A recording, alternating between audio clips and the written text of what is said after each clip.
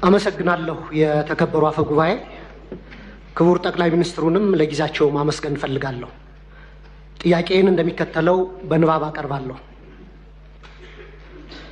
ሀገራችን ዛሬ ያጋጠሟት ውስብስብ ችግሮች፣ ተግዳሮቶችና ስጋቶች ፖለቲካ ወለድ ሲሆኑ መፍትሄያቸውም ፖለቲካዊ እንጂ የጠመንጃ አፈሙዝ ሊሆን አይገባም።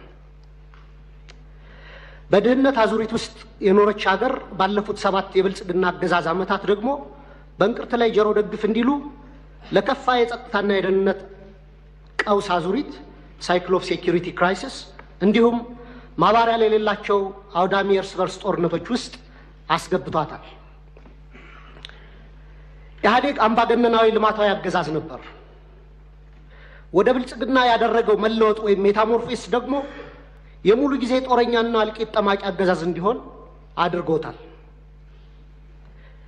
በመደማመጥና ሰጥቶ መቀበል መርህ ላይ ተመስርተን አገራዊ ልዩነቶችን በማጥበብ ሁሉን አካታች ወደሆነ ማህበረሰባዊ መግባባትና ፖለቲካዊ ስምምነት ወይም ፖለቲካል ሴትልመንት ከማምራት ይልቅ ብልጽግና ፓርቲ በሚከተለው ጠቅላይ አገዛዝ ወይም ቶታሊታሪያን ሊደርሺፕ ምክንያት ሰላም ከራቀን ከራረም። ባለፉት 6 ዓመታት በኦሮሚያ፣ በትግራይ፣ አማራና አፋር ዛሬም ድረስ ደግሞ በአማራና በኦሮሚያ ክልሎች በቀጠለው ጦርነት የደሃ አርሶ አደርና ከተሜው ልጆች በሁሉም በኩል እንደ ቅጠል እየረገፉ ነው። ማቆሚያ በታጣላቸው የእርስ በርስ ጦርነቶች በትሪሊየን የሚቆጠር የሀገር ሀብት ንብረት እየወደመ እንደሆነ የጠቅላይ ሚኒስትሩ የኢኮኖሚ አማካሪ ቡድን በሰራው ኢኮኖሚ ዋይድ ኢስቲሜሽን ኦፍ ዘ ኖርዘርን ኢትዮጵያን ዋር ዳሜጅ የሚል ጥናት በአንድ ዓለም አቀፍ ኮንፈረንስ ላይ ቀርቦ የሰሜን ኢትዮጵያ የጦርነት ያደረሰው ጉዳት ግምቱ 32 ቢሊዮን ዶላር እንደሚጠጋ ተተምኗል። እንዲሁም የዓለም ባንክ በ2022 ኢትዮጵያ ዳሜጅ ኤንድ ኒድስ አሰስመንት ብሎ ባወጣው ሪፖርትም በሰሜን ኢትዮጵያ ጦርነት የደረሰው ጉዳት ግምት 28 ቢሊዮን ዶላር ያደርሰዋል። አማካይ ግምቱ 30 ቢሊዮን ዶላር ነው ማለት ነው። ባለፉት 6 ዓመታት እስከ ዛሬ ድረስ ደግሞ በአማራ፣ በኦሮሚያ፣ በቤንሻንጉል ጉሙዝ፣ በደቡብ ጋምቤላ፣ አፋርና ሶማሌ ክልሎች እየተካሄዱ ያሉ ጦርነቶችና የእርስ በርስ ግጭቶች የጉዳት ግምት ከሰሜኑ ጦርነት ጋር እኩል አድርገን 30 ቢሊዮን ዶላር ምሁራዊ ግምት ብንወስድ ጠቅላላ ግምቱ ወደ 60 ቢሊዮን ዶላር ወይም በሰሞኑ የባንክ ምንዛሬ በ130 ብር ሲሰላ 7.8 ትሪሊየን ብር ገደማ ነው።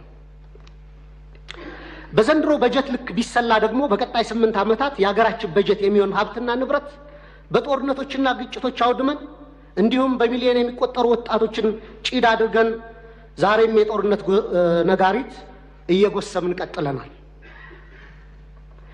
የዚህ የእርስ በርስ መጠፋፋት ጉዞ ውጤትም የተባበሩት መንግስታት የልማት ፕሮግራም ባወጣው የ2024 ግሎባል መልታይ ዳይሜንሽናል ፖቨርቲ ኢንዴክስ ፖቨርቲ አሚድ ኮንፍሊክት ሪፖርት እንዳመላከተው 72 በመቶ ወይም 86 ሚሊዮን ኢትዮጵያውያን በድህነት እንደሚኖሩ ይፋ አድርጓል።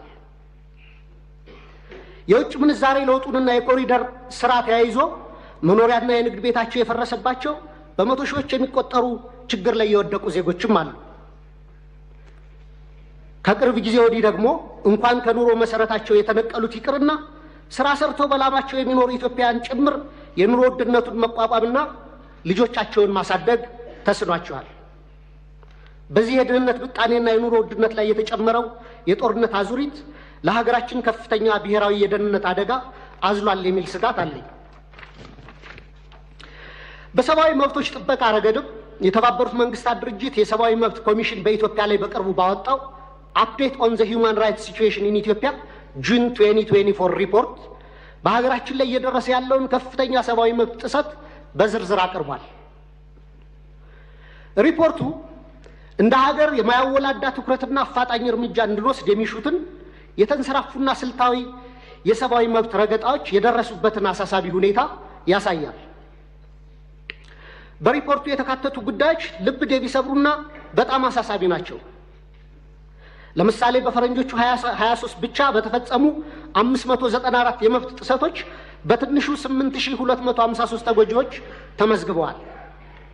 ከነዚህ ውስጥ 1106 ሲቪሊያኖች በአማራ ክልል 366 ሲቪሊያኖች በኦሮሚያ ክልል ተገድለዋል።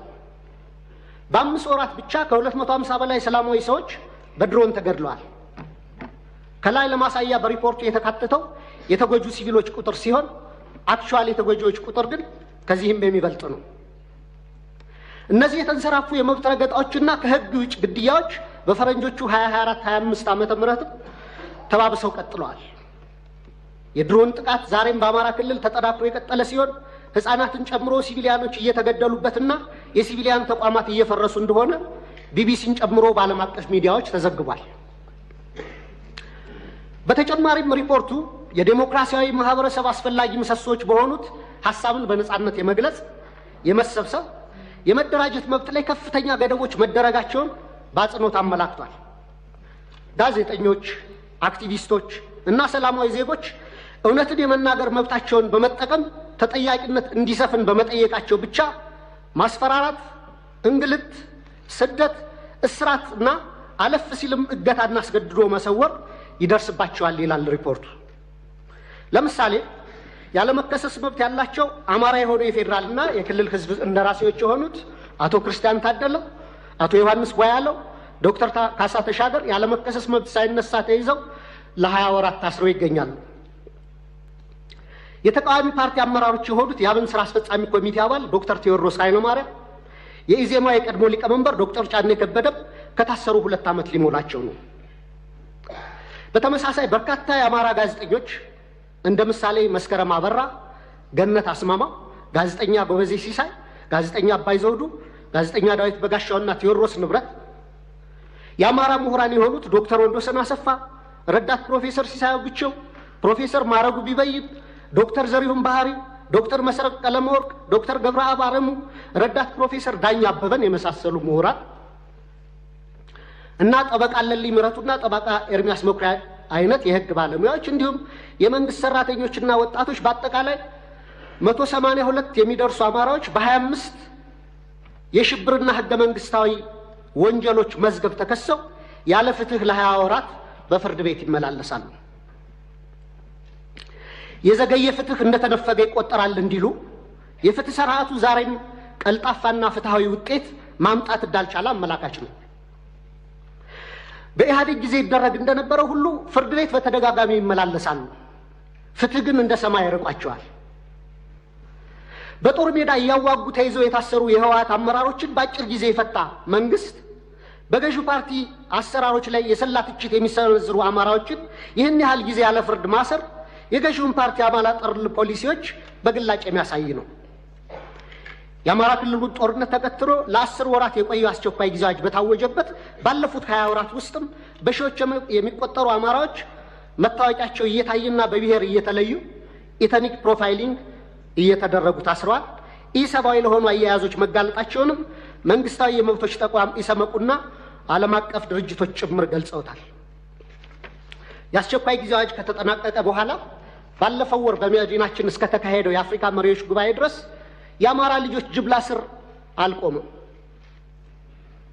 የተባበሩት መንግስታት ድርጅት የሰብአዊ መብቶች ኮሚሽን ባወጣው ሪፖርት ውስጥ የተካተቱ አብዛኛዎቹ የመብት ጥሰቶች መንግስታዊ ተቋም በሆነ የኢትዮጵያ ሰብአዊ መብቶች 2016 ሪፖርት በምርመራ ጭምር የተረጋገጡ ናቸው።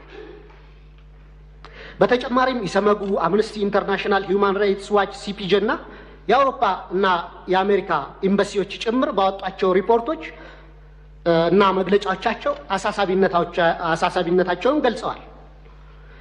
መንግስታዊ ኢሰመጉ ጥቅምት 13 2017 ባወጣው ሪፖርትም በአዲስ አበባ በአማራና በኦሮሚያ ክልሎች የተለያዩ አካባቢዎች በርካታ ዜጎች ያስገድዶ መሰወር ወይም ፎርስድ ዲስአፒራንስ ሁኔታ ሊያቋቁም በሚችሉ እና ያሉበት ሳይገለጽ በተራዘመ እስር ውስጥ እንደሚገኙ ተመላክቷል።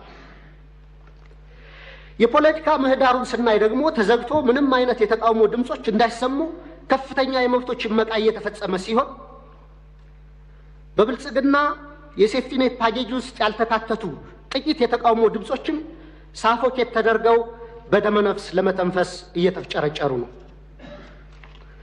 እነዚህ ሁሉ ዓለም አቀፍና ሀገር አቀፍ ተቋማት የሀገራችን የሰብአዊ መብት አያያዝ አስስቧቸው ሪፖርታቸውን የሚያወጡት የሚመለከታቸው የመንግስት አካላት ትኩረት አድርገው ችግሮች እንዲፈቱ እንዲያደርጉና መንግስቶም አፋጣኝ እርምጃ ወስዶ እንዲስተካከሉ እንዲሁም ተጠያቂነት እንዲሰፍን ነው።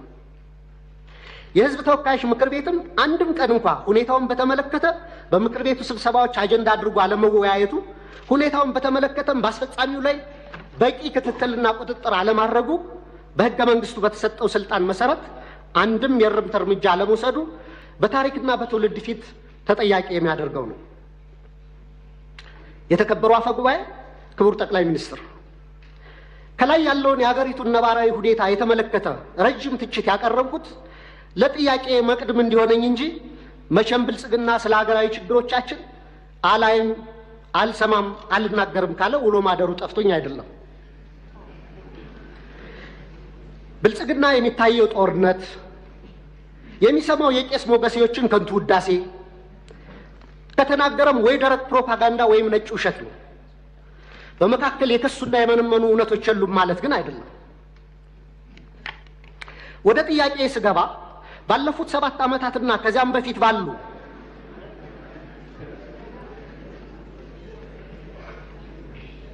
አስርት ዓመታት በኢትዮጵያ ውስጥ በተለይም በአማራ፣ በኦሮሚያ፣ በአፋር፣ በትግራይ፣ በደቡብ፣ በቤንሻንጉል ጉሙዝ፣ በጋምቤላና በሌሎችም አካባቢዎች ለተፈጸሙ ሰፊ የሰብአዊ መብት ጥሰቶች ግሮስ ሂውማን ራይትስ ቫዮሌሽንስ፣ በሰብአዊነት ላይ ለተፈጸሙ ወንጀሎች ክራይም አጌንስት ሂውማኒቲ፣ የጦር ወንጀሎች እንዲሁም የዘር ማሳሳትና የዘር ማጥፋት ወንጀሎች መፈጸማቸውን መንግስቱ እውቅና የማይሰጠውና ኃላፊነት የማይወስደው እንዲሁም ገለልተኛ ዓለም አቀፍ ምርመራዎች እንዲካሄድ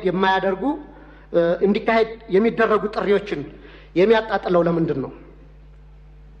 የሽግግር ፍትህ ከመጀመሩ በፊት እነዚህ ወንጀሎች በገለልተኛ ዓለም አቀፍ ተቋማት ተመርምረው የተፈጸሙ ወንጀሎች እንዲለዩ አትሮሲቲ ዲተርሚኔሽን እና በስማቸው እንዲጠሩ መደረግ አለበት።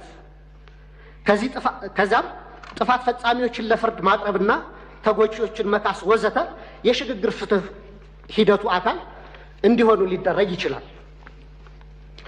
እንደ ሀገራዊ ምክክር ኮሚሽን አይነት ሂደቶችም የሀገራችንን ችግሮች እንዲፈቱ ከልብ የምንፈልግ ከሆነ በአማራና በኦሮሚያ ክልል እየተካሄዱ ያሉ ጦርነቶች፣ አውዳሚ ወንድማማች ጦርነቶች በአስቸኳይ እንዲቆሙ ሳይለንሲንግ ዘገንስ መደረግ አለበት። የሰሜኑን ጦርነት እንዲቆም ያደረገው ዋነኛው አካል የፌዴራል መንግስቱ ሲሆን አሁንም በተለያዩ የሀገሪቱ አካባቢዎች ያሉ ጦርነቶችን የማስቆም ተቀዳሚ ኃላፊነቱ የሞራልና የታሪክ ተጠየቅም የሚወድቀው በፌዴራል መንግስቱ ላይ ነው። መንግስታዊ ያልሆኑ ተፋላሚዎች ኃላፊነታቸው በሁለተኛ ደረጃ የሚታይ ነው። ዘመናዊ የሀገራችን ታሪክ ብናይ እንኳን ለመቶ ዓመታት የፖለቲካ ችግሮቻችን በጠመንጃ አፈሙዝ ለመፍታት የሄድንበትና ዛሬም የቀጠልንበት መንገድ የዓለም ጭራ የሌሎች ሀገራት መሳቂያና መሳለቂያ ያደረገን ችግር ሲሆን ከዚህ የግጭትና የጦርነት አዙሪት በአስቸኳይ ካልወጣን እንደ ሀገር ለመቀጠል የምንችልበት ምንም ማስተማመኛ የለንም። በዚህ ረገድ መንግስት ዋነኛ ኃላፊነት ይኖርበት እንጂ የአማራ ፋኖ ኃይሎችና የኦሮሞ ነጻነት ሰራዊትም ጦርነቶችን ለማስቆምና የሚታገሉላቸው ዓላማዎች በሰላማዊ መንገድ እንዲመለሱ ማድረግ የሚቻልባቸውን እድሎች ሁሉ አሟጣው እንዲመለከቱ፣ ለሰላም ለሚደረጉ አገራዊም ሆነ ዓለም አቀፋዊ ጥሪዎችና ጥረቶች መሳካትም የድርሻቸውን እንዲወጡ በወከለኝ የባህር ዳር ከተማ ህዝብ በመላ ኢትዮጵያና በራሴ ስም ጥሪ ማቅረብ እፈልጋለሁ። በጣም አመሰግናለሁ።